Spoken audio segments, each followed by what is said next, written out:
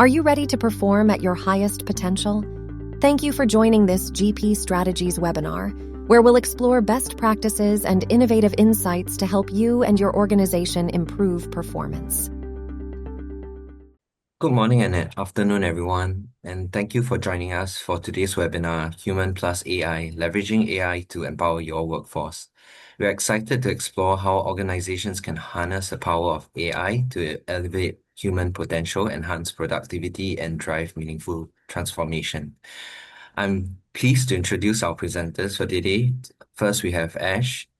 He's the Head of Business Solutions in ANZ. Ash brings a wealth of experience in aligning technologies with business goals, helping organizations across the region implement practical and scalable solutions that empower teams and improve outcomes. And joining him is Christian. He's our Creative Director, Global Innovation at GP. Christian is a driving force behind the design of cutting-edge learning experiences, combining creativity, technology, and strategy to deliver impactful workforce solutions. Together, Ash and Christian will share key insights, practical examples, and strategic guidance to help you make the most of AI in your workforce initiatives. And with that, I'll hand it over to you, Ash. Let's get us started. Great, thanks, Zach, and g'day everyone. Welcome. Thanks for joining us.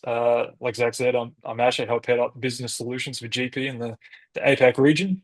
Joined by Christian, the global creative director and part of the innovations team.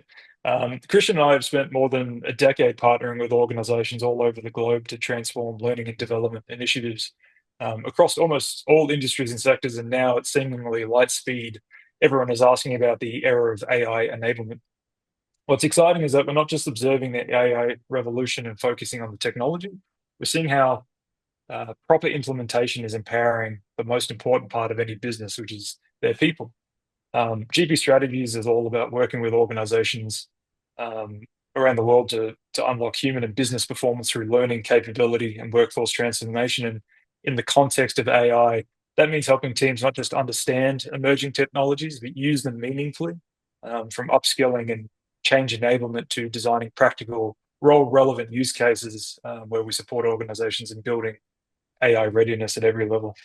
Hi everyone as well. So as Ash said and Zach said, I'm Christian Terry. If you have any questions during this, please let us know. Please pop anything into the chat. So here's what to expect today. We really want this to feel like a conversation. So we'll be sharing stories and examples, some lessons learned as well. We'll wrap things up, answering any of your questions. So yeah, like I said, pop them in as you go. So the session is really designed to keep you, or to have you in mind as well. We'll look at how AI is being used to support onboarding, drive better coaching conversations, personalized learning, improve decision-making, and free up time for people to focus on kind of the work that matters most. So it's not about AI theory, it's about what's already happening and how can we use that to make better decisions and support people more effectively. So why now? Why are we all talking about AI? Well, what was once a thing of science fiction is now in your pocket. It's in your meetings, for better or worse, and it's been dominating the workforce capabilities chatter. With that shift, the conversation has moved from what is AI or is it going to be useful to where does it fit into how we operate as a business and how do we help our people use it in a way that's helpful and productive, but not overwhelming? And what does it mean for the roles, skills, and systems that we rely on every day? These are the questions that we're hearing from our clients and the research that we're doing across the board, because the risk of doing nothing is being clearer by the day, and certain roles and responsibilities are now under threat in certain ways, and teams are under pressure to move faster, and leaders are trying to cut through the noise, and capability teams are being asked to step up in new ways. We have some examples of this and from some very clever organizations and how they're managing this shift. And again, that's what hopefully today we'll be able to walk away with. Yeah, so we saw recently like IBM, so that IBM had made headlines. They paused hiring for roles that they believed that could be automated by AI. They didn't just cut the jobs, they actually reinvested into their workforce. They put time and money into training people to shift into hybrid roles. So roles that could combine human judgment with automation. So it's a deliberate strategic move, and we're seeing more of it as well. We're working in the same organizations doing similar things, looking at which roles are at risk, and then flipping the conversation to what new capabilities do we need and how do we build from it from the inside out. So leveraging emerging technologies is here to help our workforce develop in new, meaningful ways, and it's key to both organizational and professional growth. And the latest data from McKinsey shows 40% of businesses using AI are already seeing reduced costs. But more importantly, 44% are seeing increased revenue. That's not hype, that's actual commercial value. So the message is clear. If you approach it with intent, investing in people and not just platforms, you'll get impact that sticks. To understand where we're at with AI today, it might help to look at kind of the three major waves that brought us here. The first wave was rule-based. These were the early days: logic trees, fixed scripts, predictable outcomes, old school chatbots or automated phone menus. Are you having billing issues? Yes, please call this number. They followed rules, but that was the limit. Useful for basic tasks, but pretty limited and rigid in their value. The second wave was deep learning. This is when machines learn to recognize patterns from massive amounts of data, images, speech, even intent. Facial recognition, spam filters, Google Photos, grouping your pictures by location or person. Much more intelligent, but still focused on detection, not so much creation. It could recognize what's happening, but it doesn't help you act on it. And we're in that third wave of, this is generative AI. This is where the shift really happens. These systems don't just interpret, they can produce, and it's changing how people work, how they think and learn, solve problems. It's showing up in every function as well. It's no longer just tech teams focusing on these things, it's everywhere. A more maybe like easier or relevant example is language translation. Something like Google Translate previously would just be like a large directory that kind of swapped individual words with no context, leading to some hilarious or unfortunate translations.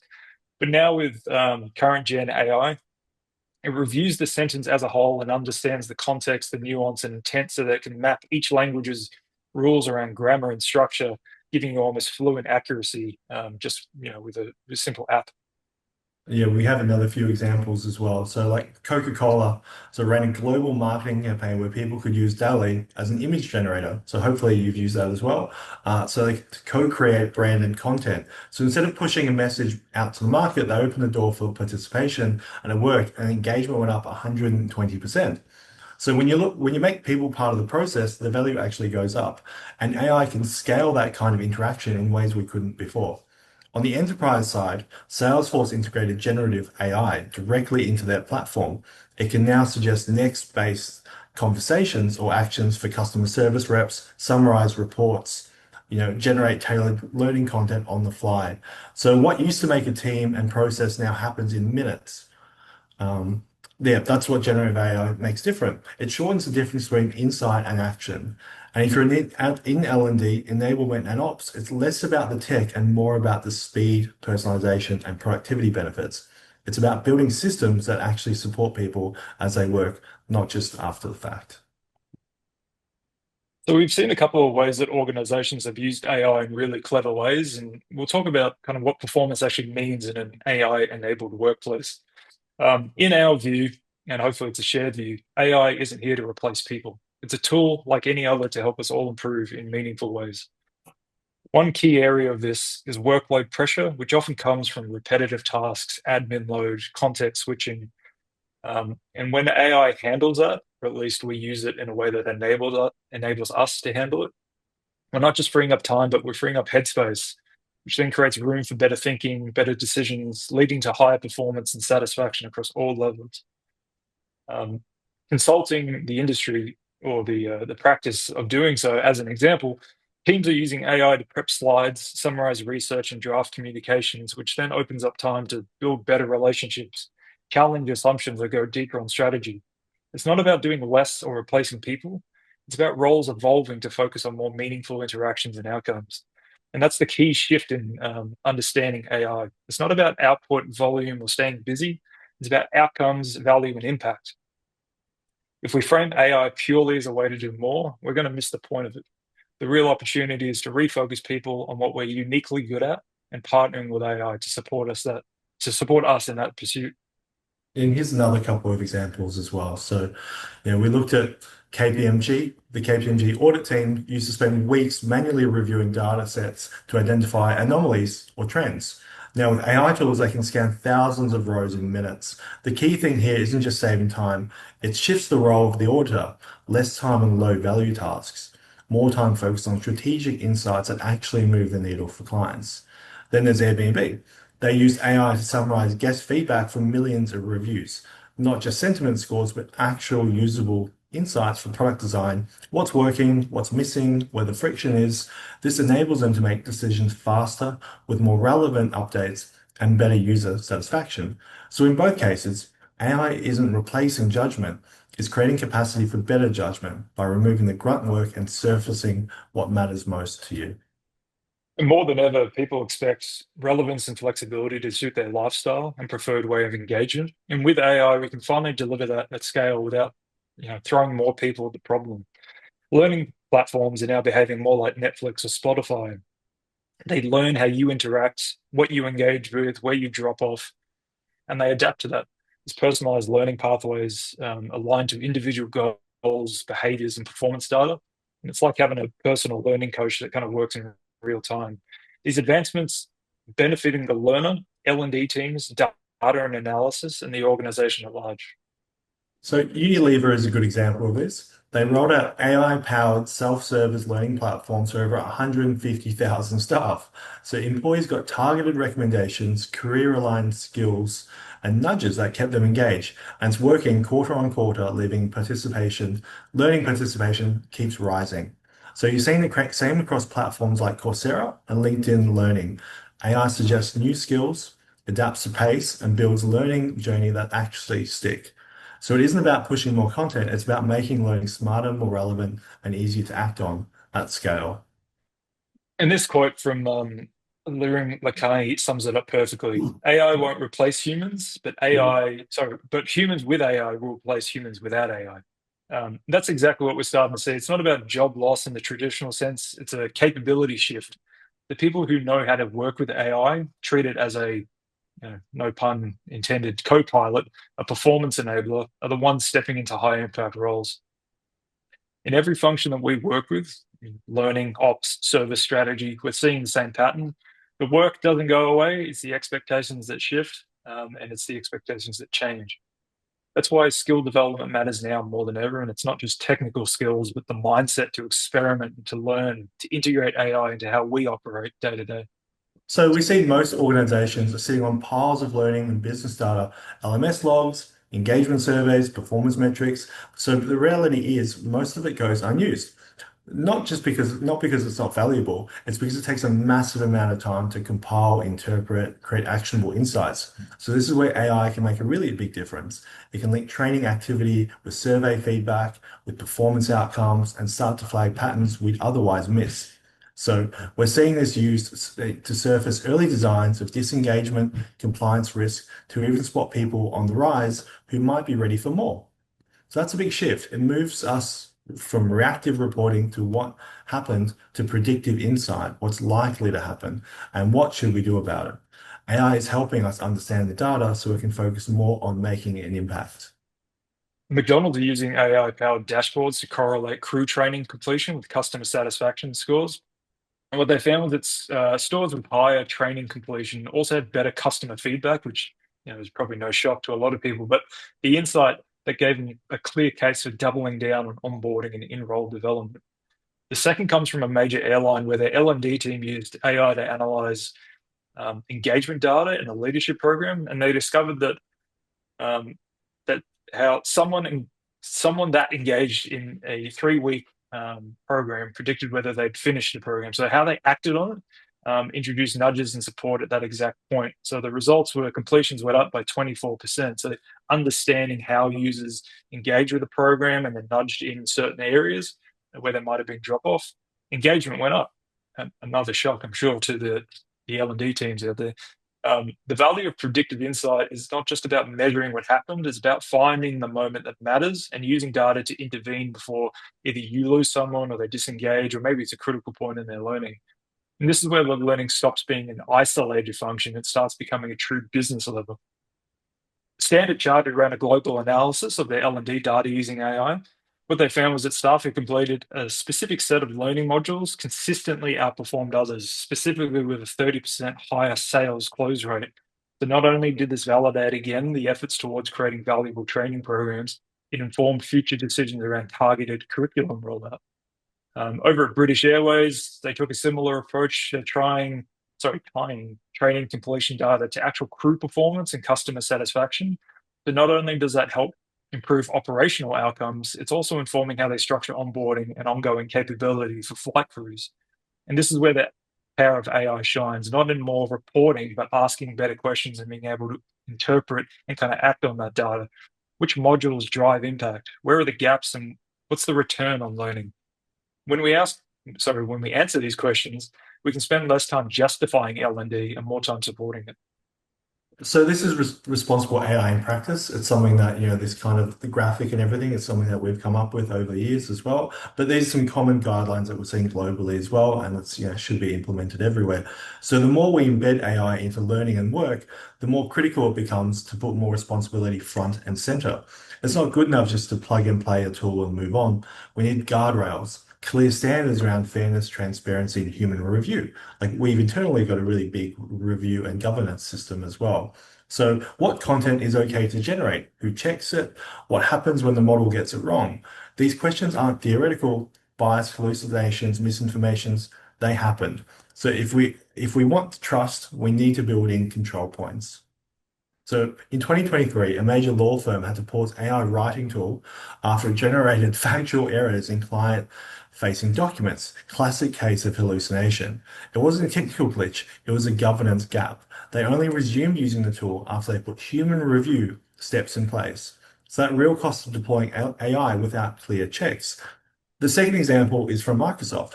Copilot now ships with content provenance tracking and admin controls, so organizations can decide what gets generated by whom, under what guardrails. It's about giving teams the ability to govern how AI is used inside the business and not just what it produces. The message is really simple. Trust requires structure. If you want people to use AI with confidence, you have to give them safe lanes to do it in. And this is a great summary of everything that we've been talking about. It's AI fluency is now a core skill and not technical depth, but the ability to use, interpret, and collaborate with AI confidently across all divisions of our workforce. Fluency needs to be contextual. A frontline employee, a team leader, a technical architect all need different levels of understanding and support based on how they interact with objectives day to day. I'll just pause quickly for one sec because there is a question in the chat just around giving context to the tools being used. A lot of these are very kind of relevant to this slide, contextual. Lots of them are custom built programs or AI built on either an LLM, which is a large language model, like ChatGPT, Copilot, etc., or they're more into the agentic space, which was another part. But we'll be able to go through that in more detail to kind of explain potentially how they might have been used or how you could use different ones for different roles and jobs later on in the Q&A. But I thought it was just a good point to kind of call out that all of these they're different. It's not just like ChatGPT can then transform all these organizations. It needs lots of time and attention for most of these big projects. Just going back to the flow, the task is shifting due to the new collaboration, and it's important to stay involved with the process, helping yourself and others in your organization utilize best practice, to spend time and play and innovate, and to be more supported in your day-to-day is going to lead to some great things. This quote from Dave Ulrich, who's a leading voice in the HR landscape, sums it up pretty well. Generative AI is a learn or die moment for companies. You can't hire your way out of this. Those that don't adopt AI, or those that are purely hiring for roles and responsibilities of challenges that you're facing today, it's going to be unlikely to match those who are tackling the challenges of tomorrow with human and AI enablement. Yeah, and speaking of human and AI, we've actually got a dedicated team that specializes in AI innovation, and we've built our own kind of platform here as well called Content AIQ. So, let's bring this close to home. We've built this AI-powered content acceleration platform designed specifically for learning as well. So it allows you to import raw material like policy PDFs or SME transcripts. It can generate outlines, modules, draft assessments, quizzes, all the kind of normal stuff that you'd want. But more importantly, it keeps humans in the loop. It actually asks you a lot of questions that are relevant to you before it starts just generating anything at all. So, it can turn, like we've had clients turn month-long content into 2-week agile sprints as well. We had a global tech company use AIQ to convert PDFs into 12 multilingual microlearning modules in just 1 week. Another financial company used it to draft 90% of their leadership onboarding, which was SME reviewed and launched ahead of schedule. So there's quite a lot of things that AIQ can do.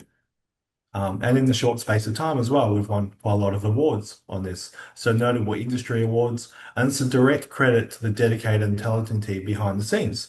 We've got a specialized AI research team, brilliant instructional designers, powerhouse technical crew that make everything possible. So yeah, we're not just slowing down there. We've got a lot of exciting integrations. There's a huge roadmap as well with different integrations and functions and apps that we're planning to put into it. Deeper LLM connections, smart review workflows, multilingual AI assistants.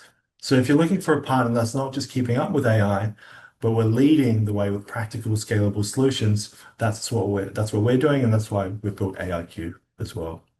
So here's just some of the features that we have within our own internal tool, AIQ as well, like content exploration, virtual SMEs, generating new content in all these types of forms. And yeah, like content AIQ, it's really turning about raw material into high quality learning quickly at scale and still with a human touch. So there's still a lot of things that you have to do to make it perfect, but that's on purpose as well. So you're not just getting junk out as well. So it saves time, reduces admin, deliver better learning faster. And AI is exciting, but for a lot of people, it can also be confronting. There's a fear of job loss, a fear of not knowing how to use it, fear of making a mistake. And that hesitation, oftentimes with everything slows things down. And we see it everywhere across individual roles and whole industries. The organizations that are getting it right are the ones that lead with, what we call psychological safety. They create a space to experiment. They give people low risk tools, simple use cases, accessible platforms, and they back it with permission to play. Try it, break it, talk about what worked, what didn't. No pressure to be an expert overnight. One of the most effective things we've seen, both internally and externally, is building open forums or peer learning groups where teams can share wins and ask questions and build confidence together. Because once people start to use AI and they start to see it as something they can control and it enables them, and not something that's being done to them or it's us versus them, that's when the adoption and capabilities really take off. So here are two small examples of how organizations are making AI adoption feel less risky and more inclusive. So first up, we have HSBC. They launched an internal AI learning zone where staff could try out tools like summarization and prompt writing, completely detached from performance metrics. No KPIs, no pressure, just hands-on trial. And it worked. 1,200 plus use case studies came out of that space. Just a huge amount of insight generated by simply giving people the freedom to explore. The second example came from a telecom provider that set up an AI buddy program.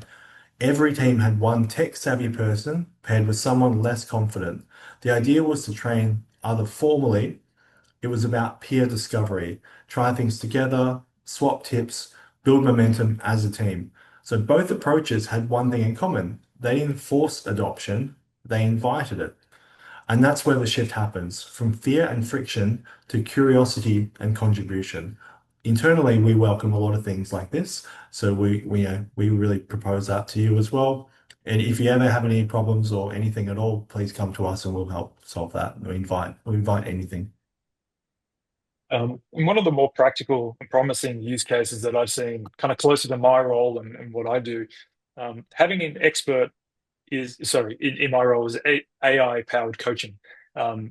Someone that listens to your coaching conversations or reviews video of your presentation or even reads your written reflection and gives you feedback in real time across your tone, clarity, confidence, body language, to a set of metrics that you're actually keen to understand where to improve. You can get all that without having to schedule around someone with 40 other meetings. There's no fear of being vulnerable, and you're given free reign to play and explore with ideas and fail and try again. It's kind of it's a game changer for, again, as I said, me specifically in my type of role, but I would think for anyone in L&D, it allows people to practice in private, build confidence and improve without needing to book a session or wait for feedback. And For leaders, it frees you up to focus on the deeper conversations or the strategy and not kind of surface level corrections, which, can take time. So here's another few examples as well. So Ernst& Young rolled this out last year. They used AI to review client presentations from their junior consultants. The tool gave structured feedback on tone, language, and engagement. So what was the result? Partners saved time and junior consultants improved faster. And we're already seeing this scale globally. Tools like Elsa Speak use AI to provide pronunciation coaching, fluency, feedback instantly across multiple languages as well. It's like giving everyone a personal coach, only one that's always available. So scaling AI isn't about rolling out some massive platform all at once. It's about picking one process, solving a real problem, proving it works, and then building from there. So it's best to start small, create value fast, and use momentum to bring others along. So your early adopters, those AI champions who are already experimenting, can be powerful advocates. Like we've got a lot of AI champions within our organization, and it's brilliant to call upon those when needed as well. So let them share what worked, let them show what's possible in your context, and make sure you're tracking the impact. Where did it save time? Where did it improve outcomes? Where did confidence grow? So, because when you're documenting these wins, it's not just about proving ROI, but you're building a culture of change. At the end of the day, it isn't just a tech deployment, it's a cultural shift. And that means showing, not just telling. So, how AI can help people work smarter. Yeah, and these two stories will show how starting small and when done right can quickly create the momentum to scale. A major Australian university started using AI to generate course quizzes, and that started as a pilot. They were just giving it a go. Once teams saw the value in faster turnarounds and consistent quality, it didn't stay in the learning team for long. It expanded into policy writing, marketing content, and other communications that kind of had a lot of volume to them. One good use case created a wave of interest across other functions of the university. Similarly, a major bank built an internal AI playbook, not based on theory, but on real staff led pilots. They documented their wins, captured the how to steps, and made it easy for others to follow. Within 3 months, adoption had doubled because people weren't told to use AI, they were shown how with relevant, proven examples. That's kind of the main theme of everything we're talking about today is if you want adoption to scale, you don't just create a strategy, you create a story that others want to be a part of. So when we look at organizations making real big progress with AI, it's not just because they've invested in the right tools, it's because they've created the conditions for adoption to actually take hold. So they give the freedom for things to try out. They back with the simple processes that keep things safe and transparent. And when they make AI part of their day-to-day, something people use, not just something the business talks about. So at L'Oreal, they set up internal AI hub where everyone, HR, logistics, marketing, will put an idea forward on how AI might help their area. Dozens of small use cases took shape, many of which scaled naturally because they're relevant and grounded. So Capgemini take a slightly different approach. Business units can pitch AI experiments each quarter through their AI Garage program. It gives innovation a place to land and rhythm to grow. So just simple systems, but they work. They make AI visible, tangible, and shared. And we'd urge anyone that hasn't adopted AI just yet to give it a try. Work with your teams to understand how you might be able to implement AI into your day to day or a specific project. And I mean, when I first started using AI, it wasn't for work, but it was, personal life to help me figure out how to put something back together that I broke and I had no idea what I was looking at. I took a photo of it, ChatGPT helped me figure it out, or to help, collate monthly expenses and, run some budgeting things and things of that nature. Once you start using it and when you see the value and how it might be able to adopt, then that kind of innovation and growth and ideas start to foster and you can bring that to your teams. And there was a great question in the chat that we'll spend some time on in a second, but understanding governance around all of this and policies, and you want to make sure that you're safe and doing the right thing, but also it's no better time for innovation and growth than kind of right now. So thank you. We've covered a lot. It's only just the start. Like Christian and I always talk about, this is kind of like it's the internet again. The shift from pre-internet to internet is kind of like pre-AI and AI. It's remarkable to see it exploding so quickly and moving so fast across all the different industries and helping people in every different walk of life. And if, hopefully you've walked away with a few things, and we're not done yet. We'll cover some questions, but the key thing is this: AI is not here to replace people. It's here to help people do better. So help yourself and others around you foster a culture of curiosity and growth. This moment really does belong to the organizations and individuals who are willing to experiment, share what works, and lead with empathy.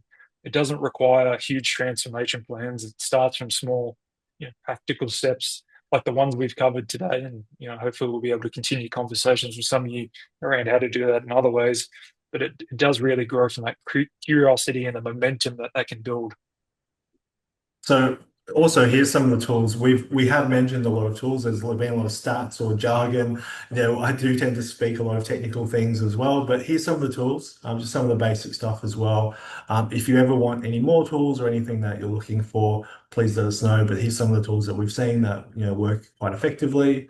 We also have Content AIQ, which is kind of an all-round of these. But yeah, just some of the tools. This will be in the recording. It'll be shared with you as well. You can, go back through the recording and see anything, or ask us any questions afterwards. And thanks again.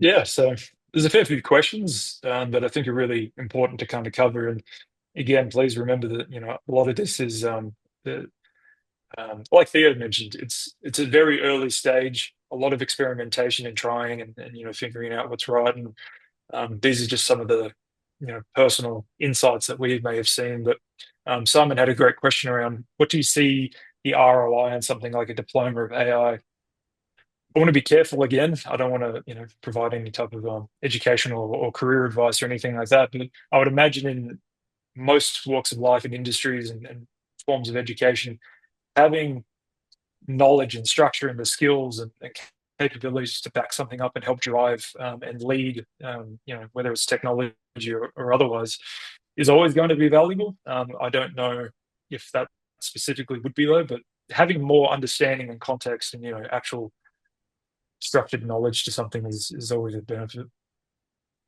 Christian, I don't know if you have any thoughts on that, or we can jump to the next No, I question. completely agree. Completely agree.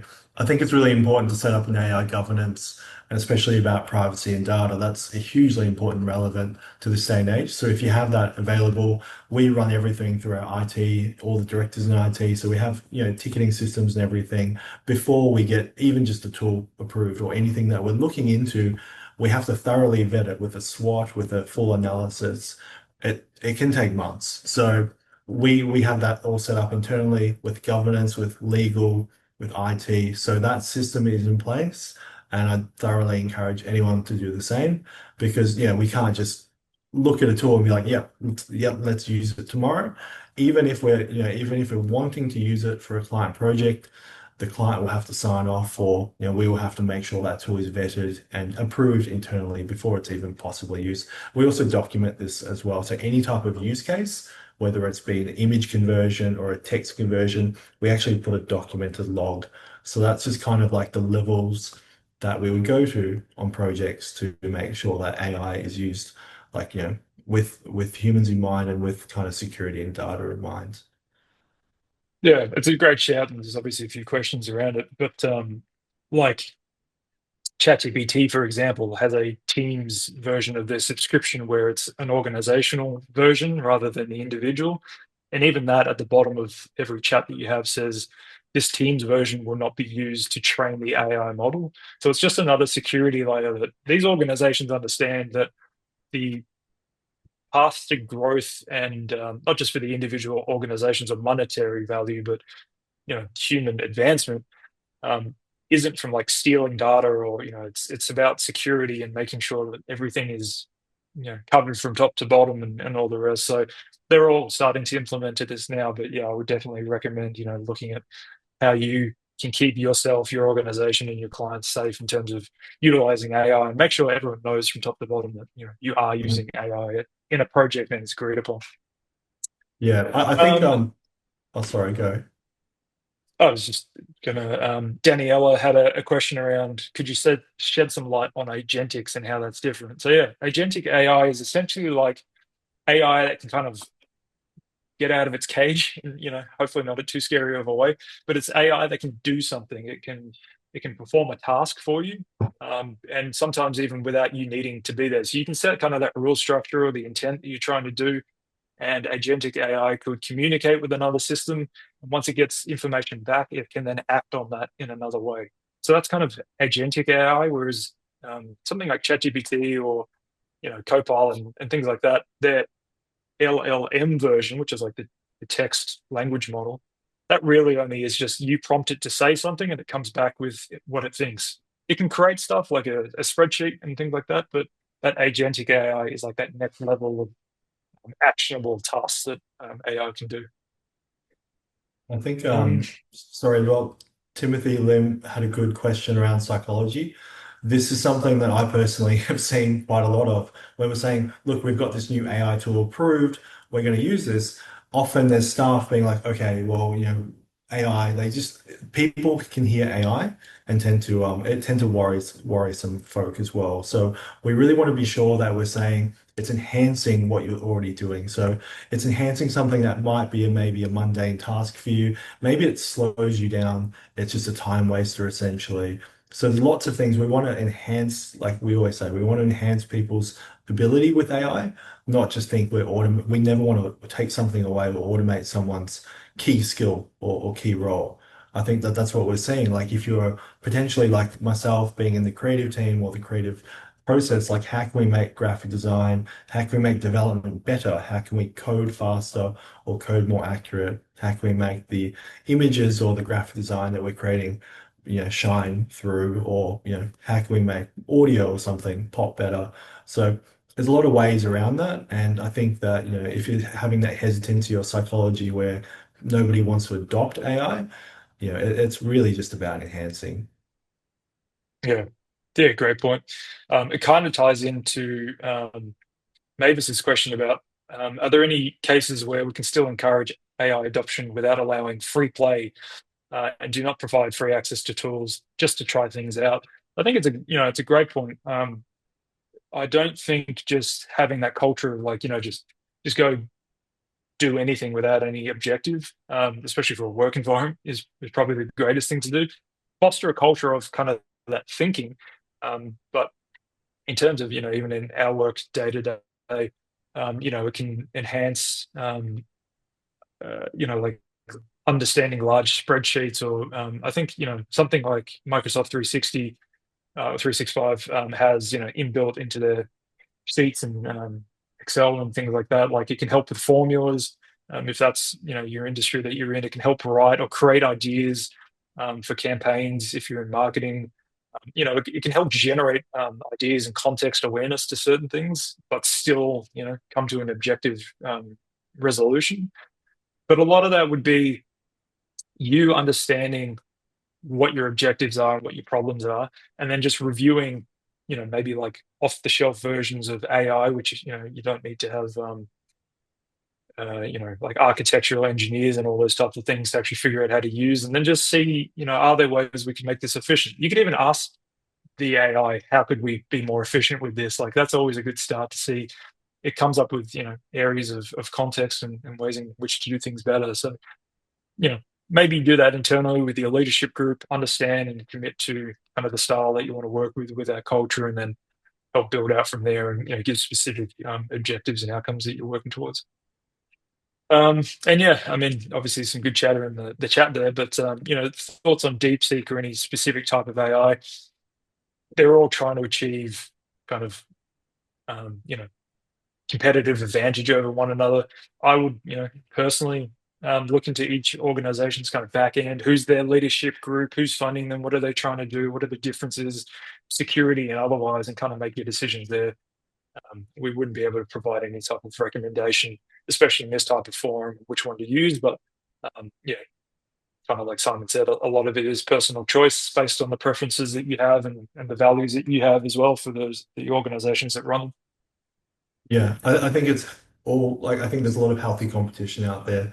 I think if we're seeing things like imagery or let's just say image related when there's Midjourney out there, Midjourney got to the point where ChatGPT stepped in and created a brand new phenomenal model as well. So that's then going to make Midjourney or the other, DALL-E, the other platforms improve drastically. So you're seeing a lot of competition for every type of like facet of AI, and they're going to really, they've already grown exponentially within the last few years. So we're still like a lot of these tools are, only 1 or 2 years old. Like you look at 11 Labs for audio, it's only a few years old, and it's grown so much to the point where you can do case studies and podcasts and dub dub yourself talking. So there's some pretty crazy things out there for people. So yeah, just watch the space, I guess.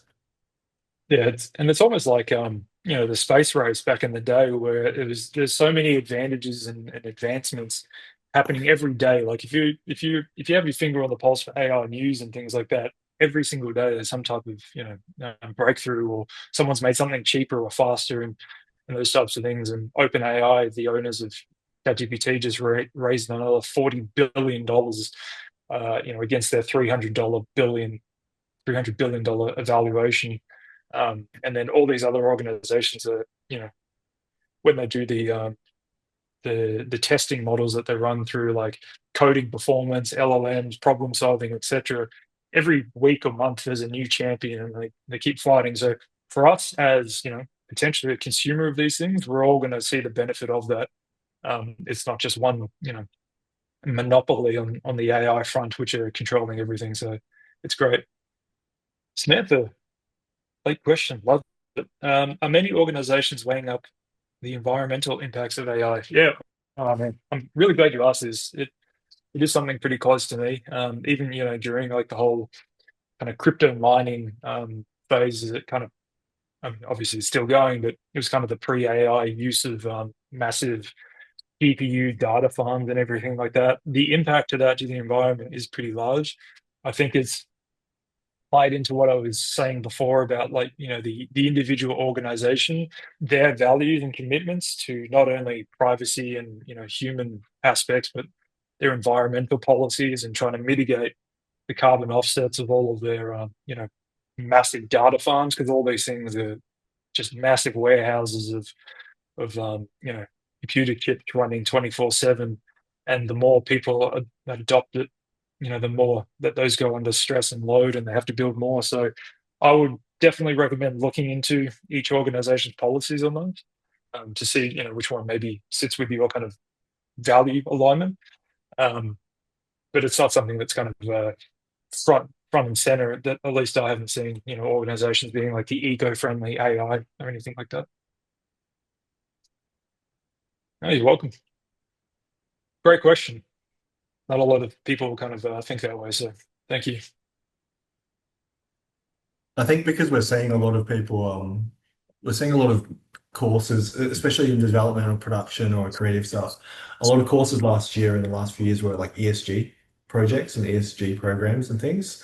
So very heavily focused on environmental sustainability, all that type of stuff. So AI, we don't want AI to conflict in that space. So we want AI to just obviously enhance. And if it does conflict, then organizations call that out straight away. Because obviously environmental is a huge, especially in Australia, it's a huge thing for us. So that was one of the hot topics or the hot kind of big things of conversation last couple of years. And now it's really how we can implement AI and then kind of work with that rather than against it. Yeah. We really hope you found it beneficial and enjoyable. Hearing Christian and I kind of go on about some things that we're pretty passionate about. But please, reach out if you have anything that you want to discuss. We're not just here to talk about what we do. We want to hear about how you do it, and maybe provide some advice or anything like that. But there's a poll up on your screen at the moment if you want to hear more about our AI involvement or services, learning and design, where we create really bespoke, award-winning learning modules for engagement and leadership development across all levels, from individual contributors to executive management levels. So thank you very much for joining. Really, really hope you enjoyed the session, and really looking forward to speaking with all of you, hopefully in the future. Yeah, thanks everyone. Really appreciate it. And connect with us on LinkedIn and ask us any questions, always available for you. So just our doors open. See you, everyone. Have a great day. This webinar was brought to you by GP Strategies. Together, we help organizations transform through their people. You can access more webinars or download additional resources by visiting the GP Strategies Resource Library. The link is on your screen and in the description.